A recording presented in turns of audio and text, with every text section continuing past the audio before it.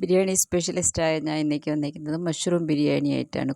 കുമിള് കൂണ് എന്നൊക്കെ പറയുമല്ലോ, പല നാട്ടിലും പല രീതിയിൽ പറയുന്നത്. കുമിള് നാലായിട്ട് ക്ലീൻ ചെയ്തിട്ട് ഒരു 5-6 പീസായിട്ട് വെട്ടി വെച്ചിട്ടുണ്ട്. പിന്നെ സവാള നീളത്തിനരിഞ്ഞ ഒരു വലിയ രണ്ട് വലിയ സവാള, തക്കാളി ഒരു കുഞ്ഞൻ തക്കാളി, ഇത് നിവിയ എനിക്ക് അരിഞ്ഞ് തന്ന്. പുതിന ചെടി കരിഞ്ഞു പോയി, കരിഞ്ഞാലും അവന് ഗുണത്തിലും മണത്തിലും ഒന്നും ഒരു കുറവുമില്ല. അരി വെള്ളത്തിൽ ഇട്ട് വെച്ചിട്ടുണ്ട്, 2.5 ഗ്ലാസ് അരി ഇട്ടിട്ടുണ്ട്. പിന്നെ കറി മസാല, പട്ട, അതെല്ലാം എടുത്ത് വെച്ചിട്ടുണ്ട്. തീരാറായി, ഇനി നാട്ടിൽ പോയിട്ട് വരുമ്പോൾ വേണം വാങ്ങിച്ചുകൊണ്ട് വരാം. മഞ്ഞൾപ്പൊടി, പിന്നെ ശക്തി ബിരിയാണി മസാല. കുക്കറിലാണ് നമ്മളിന്ന് മഷ്റൂം ബിരിയാണി വെക്കാൻ പോകുന്നത്. അപ്പോൾ കുക്കർ അടുപ്പിൽ വെച്ച് ഓൺ ചെയ്തിട്ട് അടുപ്പൊക്കെ കത്തിച്ച് കുക്കർ ചൂടായത് അതിനകത്തോട്ട് കുറച്ച് എണ്ണ ഒഴിച്ച് കൊടുത്തിട്ട് നമുക്ക് നമ്മുടെ പരിപാടികൾ നോക്കാം. തറ വൃത്തികേടായിട്ട് കിടക്കുകയാണ്. ഉള്ളിയൊക്കെ അരിഞ്ഞതിൻ്റെ തൊലിയൊക്കെ തറയിൽ കിടപ്പുണ്ട്. അപ്പോൾ നമ്മൾ എണ്ണ ചൂടായിട്ട് വന്നപ്പോഴത്തേക്കും നമ്മുടെ മസാല ഐറ്റംസ്, കറി മസാല ഐറ്റംസ് എല്ലാം അങ്ങോട്ട്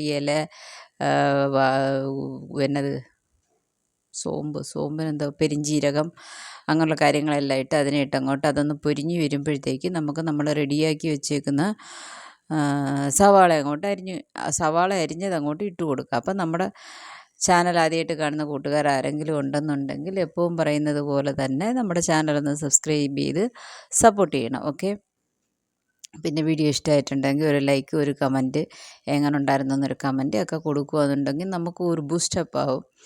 ഹോർലിക്സ് കുടിച്ച കണക്കാവും. നമുക്കും അടുത്ത വീഡിയോ എല്ലാം പെട്ടെന്ന് ഇടാനും എടുക്കാനും ഒക്കെ അത് നമുക്കൊരു ഹെൽപ്പാവും. സവാള പെട്ടെന്നൊന്ന് വഴന്ന് വരാൻ വേണ്ടി നമുക്ക് കുറച്ച് ഉപ്പിട്ട് കൊടുക്കാം. പിന്നെ ഉപ്പിട്ട് കൊടുക്കുമ്പോൾ ആലോചിച്ചോണം, നമ്മൾ ആദ്യമേ കുറച്ച് ഉപ്പിട്ടിട്ടുണ്ടായിരുന്നെന്ന് കൂടിപ്പോകരുത്. കുഞ്ഞവൻ തക്കാളി വെട്ടി വെച്ച് ആ തക്കാളിയും കൂടെ ചേർത്ത് കൊടുത്ത് നമുക്കിതിനെ നല്ല രീതിയിൽ വഴറ്റിയെടുക്കാം. ഇത് വഴറ്റിയെടുത്ത് കഴിഞ്ഞിട്ട് നമ്മുടെ മഷ്റൂം റെഡിയാക്കി വെച്ചിട്ടുണ്ടല്ലോ, ഇവനെയും കൂടെ അങ്ങോട്ടിട്ട് നല്ല രീതിയിൽ മിക്സ് ചെയ്യുമ്പോൾ തന്നെ ഇതിനകത്തുനിന്ന് ഇഷ്ടം പോലെ വെള്ളം ഇറങ്ങും. മഷ്റൂമിനകത്ത് ഭയങ്കര വെള്ളം ഉള്ള ഒരു പച്ചക്കറിയാണ്. പച്ചക്കറി എന്ന് പറഞ്ഞുകൂടെ ഇതിനെ? പിന്നെന്താ പറഞ്ഞാൽ നമുക്കങ്ങോട്ട് വല്ല കുഴപ്പമുണ്ടോ? ഇല്ല, ഒരു കുഴപ്പമില്ല. പച്ചക്കറി എന്ന് കൂടെ പറയാം നമുക്ക് കുമ്പിളിന്.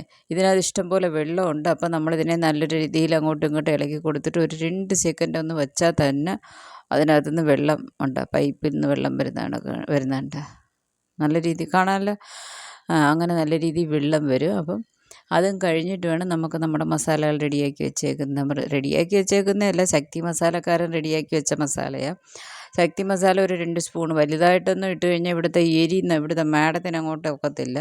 അത് ഇട്ട് കൊടുത്ത് മഞ്ഞൾപ്പൊടി ഇട്ട് കൊടുത്തെന്ന് തോന്നുന്നു, മറന്നിട്ട് അത് കാണിച്ചിട്ടില്ല.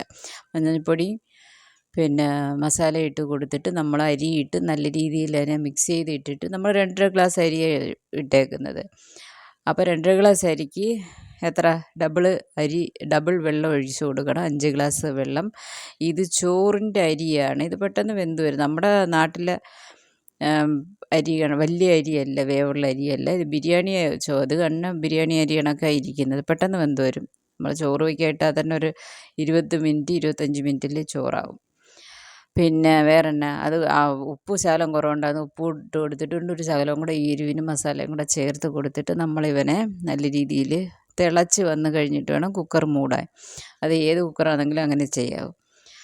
അങ്ങനെ നല്ല രീതിയിൽ വെന്ത് വിസിലൊക്കെ വന്ന് ഓഫ് ചെയ്ത് 3 വിസിലടിച്ച് ഓഫ് ചെയ്ത് ഇതിനെ റെഡിയാക്കി വെച്ചിട്ട് അടുപ്പൊക്കെ ഓഫ് ചെയ്ത് ചൂടൊക്കെ മാറിക്കഴിഞ്ഞിട്ട് നമുക്കിതിനെ ഒന്ന് തുറന്ന് നോക്കാം. മഷ്റൂം എല്ലാം ഒരു സൈഡിലോട്ട് വന്നങ്ങ് ഒതുങ്ങിപ്പോയി. നല്ല സൂപ്പറായിരുന്നു. ഒരുപാട് എരിയില്ല, ഒരു കുറവേ ഉള്ളൂ. ഇച്ചിരി കൂടെ എരിയുണ്ടായിരുന്നെങ്കിൽ നമുക്കൊരു എരിയും പുളിയൊക്കെ എന്നാ പറയത്തില്ല, അതുപോലെ. ഈ കൊച്ചുങ്ങളുടെ കാര്യം കൊണ്ടല്ലേ, നല്ല അടിപൊളിയായിട്ട് നല്ല വെന്ത് വന്നിട്ടുണ്ട്. ഒട്ടിയും കുഴഞ്ഞും ഒന്നും പോയിട്ടില്ല. നല്ല ഓരോരോ അരിയായിട്ട് നമുക്ക് അരിയല്ല ചോറായിട്ട് പറക്കിയെടുക്കുക. അത് കണക്കായിട്ടുണ്ട്. നല്ല സൂപ്പറായിരുന്നു. ഇതിൻ്റെ കൂടെ നമ്മൾ തൈരും സവാളയും കൂടെ അരിഞ്ഞിട്ട് സാലഡ് ചെയ്യുമല്ലേ, അതും കൂടെ ആക്കി വെച്ച് റെഡിയാക്കിയിട്ട് നമ്മൾ ഇവനെ അലങ്കാരം ചെയ്ത് റെഡിയാക്കി കൊണ്ടുവന്ന് വെച്ചിട്ടുണ്ട്. കാണാനും സൂപ്പറായിരുന്നു, കഴിക്കാനും സൂപ്പറായിരുന്നു. അപ്പം എൻ്റെ മഷ്റൂം ബിരിയാണി വീഡിയോ ഇത്രയേ ഉള്ളൂ. അടുത്ത വീഡിയോ ആയിട്ട് ഞാൻ ഉടനെ വരുന്നതായിരിക്കും. ക്ഷമയോടെ കാത്തിരുന്ന് എൻ്റെ വീഡിയോ കണ്ട എല്ലാ സുഹൃത്തുക്കൾക്കും നന്ദി. Tata, bye, see U.